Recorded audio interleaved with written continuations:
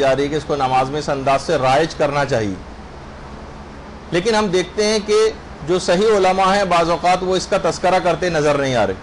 تو ایسا کیوں نہیں ہے، اس کا جواب کیوں نہیں دیا جاتا؟ تو خیر علماء تو اپنی جگہ جواب دیتے رہتے ہیں. ہمارے مدرسے میں بھی یہاں پر ایک کلاس ہو چکی ہے اس سلسلے میں، اس کی سی ڈی وغیرہ بھی اویلیبل ہے، وہ بھی آپ ڈی وی ڈی وغیرہ لے کے سن سکتی ہیں. لیکن ایسا نہیں، علماء باقاعدہ اس کے جوابات مختلف جگہوں کے اوپر جہاں ہیں وہ دے رہے ہیں. تو چند چیزیں میں آپ کو سنواتا ہوں تاکہ آپ کو یقین بھی ہو جائے کہ ہاں اس انداز سے ان چیزوں کے جوابات دیے جا رہے ہیں انحرافات کو پھیلنے سے روکنے کے لیے، اور ایک تبرکاً ایک چیز آپ کے علم میں بھی آ جائے گی. تو اس لحاظ سے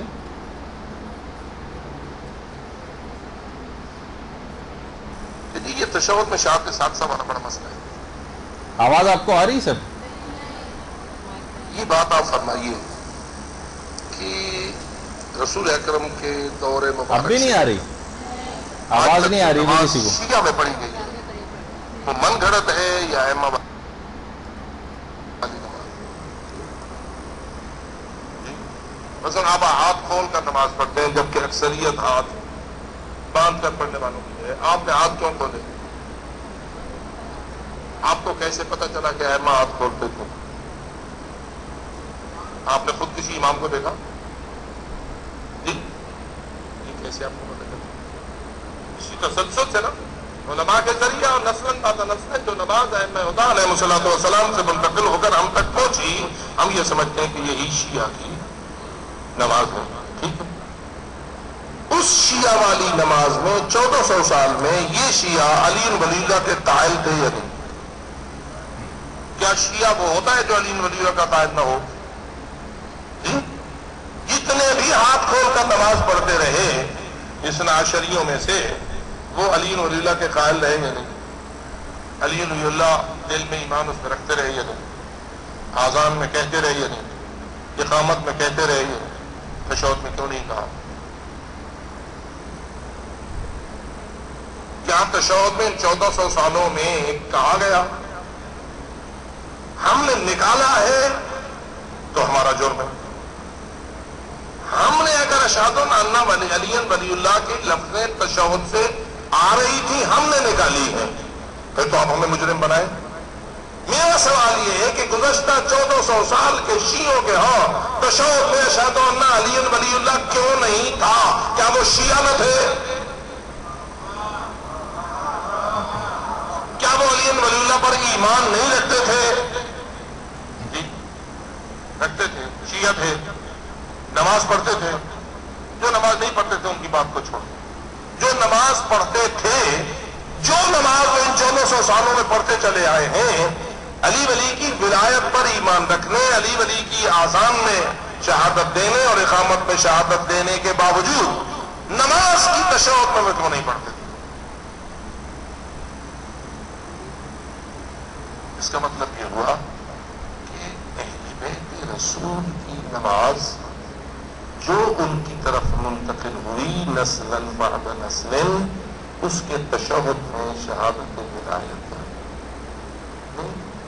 اگر ہوتی پڑھتے آتے آج ہم اس کو نکالتے تو ہمیں مجرم کہتے. اب شیعہ کی نماز تو وہی ہے 1400 سال میں جس میں شہادت ولایت اور تشہد نہیں ہے. آج اگر تم داخل کرنا چاہتے ہو تو تم ثبوت مہیا کرو نا. تمہیں کس نے اجازت دی ہے کہ تم نماز میں 1400 سال والی نماز کو چھوڑ کر فقط جذبات سے لوگوں سے ناجائز فائدہ اٹھاتے ہوئے تم علی ولی اللہ کو شامل کرو؟ آج اگر تم علی ولی اللہ کو شامل کرو گے تو کل بہت ساری باتیں اور بھی شامل ہیں. کل تم کہو گے کہ حضرت عباس کا ماتم بھی نماز میں ہونا چاہیے. کیا خیال ہے، ماتم عبادت ہے یا نہیں؟ علی ولی اللہ پڑھنا بڑی عبادت ہے یا ماتم کرنا بڑی عبادت ہے؟ مشکل مسئلہ ہے شاہ صاحب، مشکل ہے. ابھی مشکل ہے، کل آسان ہو جائے گا. جو لوگ ماتم کو بڑی عبادت سمجھتے ہیں ان کے نزدیک آذان میں اشہد ان ولی اللہ کوئی چیز نہیں، اقامت میں اشہد ان علی ولی اللہ کوئی چیز نہیں، کلمہ میں علی ولی اللہ ان کے نزدیک کوئی چیز نہیں. ان کے نزدیک سب سے بڑی چیز ماتم ہے. میں جانتا ہوں ان کے جذبات کو، آپ جانتے ہیں مجھ سے زیادہ. اور وہ جتنے ماتم کے عاشق ہیں کل کہیں گے جب تک 2-4 ہاتھ سینے پر نماز کے اندر نہیں ماریں گے ہماری نماز نہیں ہوتی.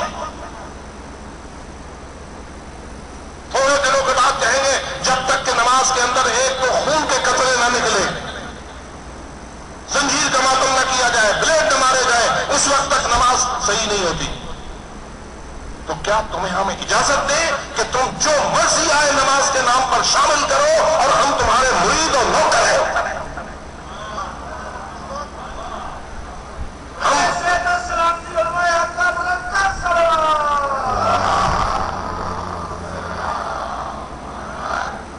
علامہ تقی شاہ صاحب، ہم کسی کے لیے نماز نہیں پڑھتے، ہم اللہ کے لیے نماز پڑھتے ہیں. ہم وہی نماز پڑھنا اپنے لیے جائز سمجھتے ہیں جو محمد و آل محمد کی تعلیمات کے مطابق. حتیٰ کہ ہم مجتہدین کو فقط ترجمہوں میں تعلیمات آل محمد مانتے ہیں. نماز بنانے کا حق نہ امام خمینی کو دیتے ہیں، نہ آغا کو دیتے ہیں، نہ آغا سیستانی کو دیتے ہیں. ہم مان ہی نہیں سکتے کہ کوئی مجتہد نماز بنا پائے.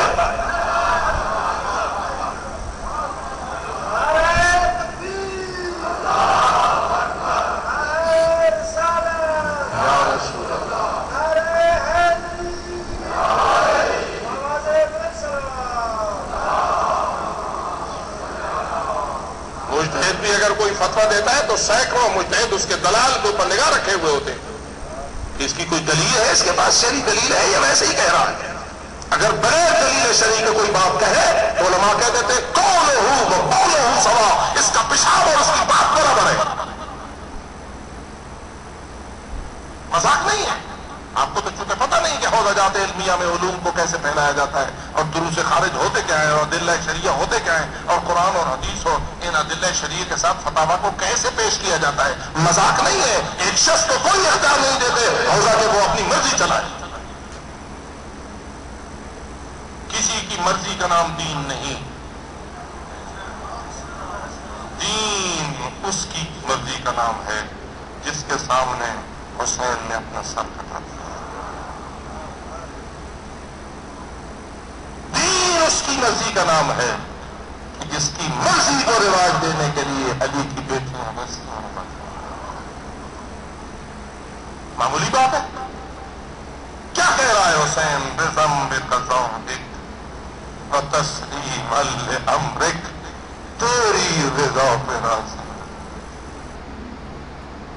اور صرف یہی نہیں بلکہ اور دیگر علماء بھی اس کے قائل. عاشقان علی کہتے ہیں ہمارا جہاں جی چاہے گا ہم کلمہ پڑھیں. آپ اپنے نفس کے بندے ہیں یا اللہ کے بندے ہیں؟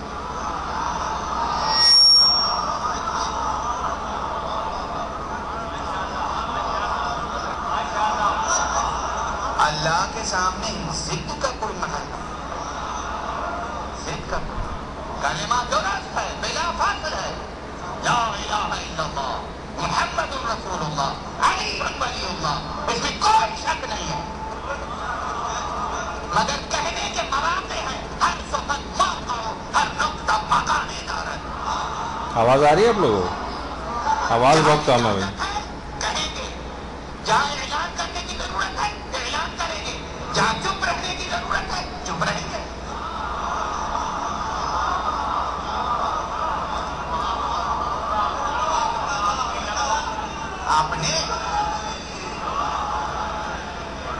اپنی مرضی سے نماز تصدیق نہ کریں. نماز پیغمبر نے سکھائی ہے. کسی مجتہد اور فقیہ میں جرأت نہیں ہے جو اس میں ایک کلمہ اضافہ کر دے یا کم کر دے.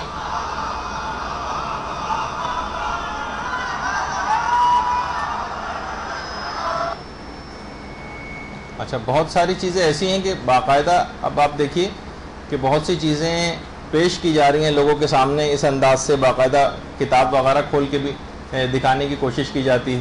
مثلا آیت اللہ فاضل لنکرانی کا ایک مسئلہ بھی پڑھ کے سنایا جا رہا ہے. اچھا، میں ایک بات اور بتا دوں کہ بہت سے علماء نے قصد قربت کی نیت سے کوئی سا بھی ذکر کرنے کی اجازت دی. قصد قربت کی نیت سے کوئی سا بھی ذکر کیا جا سکتا ہے. مثلا دوران نماز ہی کسی بھی جگہ آپ درود پڑھ سکتی ہیں ذکر کی نیت سے. کہیں پہ بھی آپ کو اجازت ہے سبحان اللہ یا اللہ اکبر کہہ سکتی ہیں ذکر خدا کی نیت سے. لیکن کیا اس کو ہم باقاعدہ نماز میں اس انداز سے رائج کر دیں کہ جس کی جب مرضی آئے اس طرح سے کہنا شروع کر دیں اور ہمیشہ کہ اس کو کہا جاتا رہے، تو نماز کی شکل ہی بگڑ کر رہ جائے گی۔ اب جیسے کہ اس میں جو آپ کے سامنے بھی پیش کر رہے ہیں ہم، اب کسی توضیح المسائل نہیں وہ جھوٹ بولتا، وہ علم کوئی نہیں، وہ کتاب وہ نہ لوے ساڈا قصور ہے۔ یہ توضیح المسائل ہے، یہ موجود ہے جامع المسائل، آیت اللہ فاضل الکرانی نہیں ہے۔ آیت اللہ فاضل الکرانی فرماتے ہیں نماز کنوں کہندے نے؟ وہ کہندے نے نماز نہ عبادت دا، ذکر دا تے دعا دا۔ علی عبادت بھی ہے، علی ذکر بھی ہے، علی دعا بھی ہے۔ آیت اللہ فاضل الکرانی جامع المسائل صفحہ 97 فرماتے ہیں ذکر مطلق کے قصد سے نماز میں جہاں چاہو علی کی ولایت کا اقرار کرو۔ اچھا یہ آپ نے سنا۔ اچھا اب آیت اللہ فاضل الکرانی کا فتویٰ اب آپ کے سامنے، شہادت ثالثہ یعنی شہادت ولایت امیر المومنین علیہ الصلوۃ والسلام اذان و اقامت میں اللہم صلی علی محمد میں بقصد رجا پڑھنا کوئی معنی نہیں رکھتا، یعنی اذان و اقامت میں پڑھی جا سکتی ہے، لیکن نماز میں ترک کی جائے، یہ آیت اللہ فاضل الکرانی کا۔ اچھا پھر آیت اللہ فاضل الکرانی کا جو مجموع المسائل ہے اس میں ان سے یہی والا سوال پوچھا گیا کہ آپ یہ بتائیے، جس کا وہ حوالہ دے رہے تھے کہ اس کے اندر انہوں نے یہ بات کہی ہے، تو وہاں انہوں نے کہا کہ اذان اور اقامت میں جیسے کہ توضیح المسائل میں مسئلہ نمبر 938 میں ذکر کیا گیا ہے، جز کی نیت کے بغیر علی کی ولایت کی گواہی دی جا سکتی ہے، اور تشہد نماز میں توضیح المسائل کا مسئلہ نمبر 1122 ہے، اس کے مطابق تشہد پڑھا جائے۔ اب جو ان کی تشہد جو انہوں نے توضیح المسائل کے اندر لکھا ہے آیت اللہ فاضل الکرانی نے، وہ آپ کے سامنے انہوں نے کہا تشہد اس طرح سے پڑھا جائے، وہی تشہد ہے پورا جو کہ آپ عام طور پہ نماز میں پڑھتی ہیں، یہاں تک کہ اس میں اگلے ہی صفحے پر جو مستحبات تشہد بیان کیے ہیں، سارے مستحبات تشہد کے بیان کیے، لیکن کہیں پر بھی اشہد ان علی ولی اللہ کا کہیں پہ بھی تذکرہ نہیں آیا۔ یہ آیت اللہ فاضل الکرانی کی ان کی آفیشیل ویب سائٹ کا نیچے ایڈریس بھی نیچے لکھا ہوا ہے۔ تو بعض اوقات اس طرح سے چیزیں بیان کی جاتی ہیں۔ اچھا پھر اس کے بعد یہ بھی کہا گیا کہ آیت اللہ سید محمد شیرازی ان کا یہ نظریہ ہے۔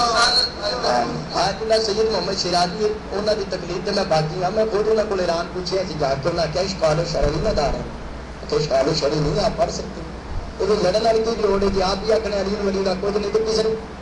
تو اس میں بھی انہوں نے یہ بات کہی کہ انہوں نے کہا کہ میں نے خود جا کر پوچھا ان سے، تو انہوں نے کہا کوئی اشکال شرعی نہیں، آپ پڑھ سکتے ہیں۔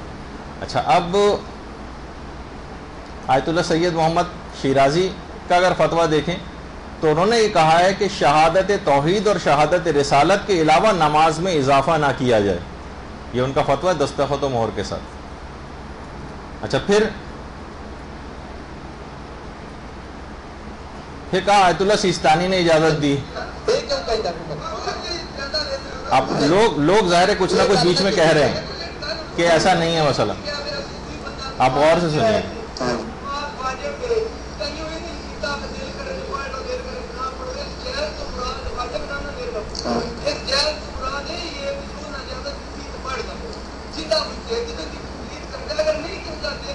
تسی کنہ دے مقلد ہو؟ تسی مقلد کنہ دے ہو؟ نہیں مکانا تو چاہو مقلد دسو کنہ دے؟ کس کے مقلد پوچھ رہے ہیں؟ دیکھو نا جی تسی مقلد کنہ دے ہو؟ آیت اللہ سیستانی نے ملا ضلع لالی، آیت اللہ سیستانی جو انہوں نے میرے کو فتویٰ موجود ہے، انہوں نے فرمایا اس کتاب بھی وہ پڑھ لیا جائے۔ آیت اللہ سیستانی نے فرمایا کہا کہ یہ چیز جائز۔ اچھا آیت اللہ سیستانی کیا فرماتے ہیں؟ احتیاط واجبی کے شہادت ثالثہ کو نماز میں ترک کیا جائے، یہ ان کا دستخط و مہر کے ساتھ ہے۔ اور اس کے بعد پھر باقاعدہ یہ بھی سوال پوچھا گیا کہ اگر کوئی شخص ایک عورت ہے مثلا جو کئی سالوں سے اس طرح سے نماز پڑھتی رہی ہو، کہ اس طرح سے اس نے تشہد پڑھا ہو اشہد ان لا الہ الا اللہ و اشہد ان محمد الرسول اللہ و علی ولی اللہ، تو ایسی اس کی نماز کا کیا حکم؟ تو انہوں نے کہا کہ اگر وہ جاہل قاصر ہے تو ان نمازوں کی کوئی قضا نہیں ہے، لیکن اگر جاہل مقصر ہے تو احتیاط واجب کے طور پر ان تمام نمازوں کی تکرار کرنا پڑے گی، کہ جو اس نے اس طرح سے کہہ کے انجام دی. تو آپ نے دیکھا کہ بہرحال یہ سب چیزیں ایسی کہ بہت سی چیزیں کس طور پر معاشرے کے اندر پھیلائی جاتی ہیں اس کو آپ کو دیکھنا پڑے گا.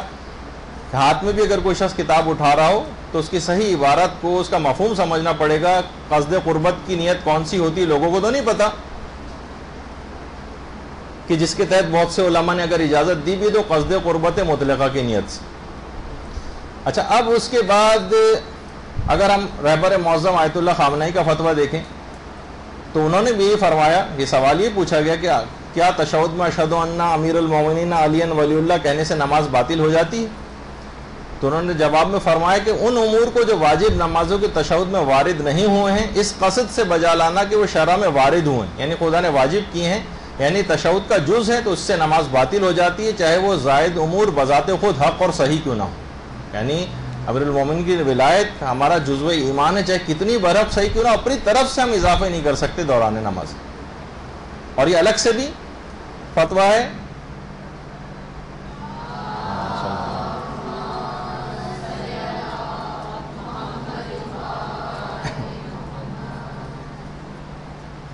آگے اس میں جی، اس میں بھی ان کا یہی فتویٰ ہے کہ نماز میں شہادت ثالثہ کا کہنا جائز نہیں.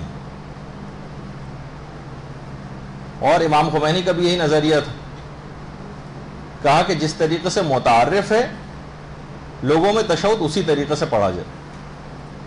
آیت اللہ خوئی نے تو یہاں تک اس اپنے فتوے میں لکھا کہ نماز میں فقط ذکر خدا، دعا اور قرآن کی اجازت ہے. یہ نہیں ہے کہ جو بھی حق ہو اس کا نماز میں ذکر جائز. مثلا حضرت موسیٰ نبی تھے، کیا یہ حق نہیں؟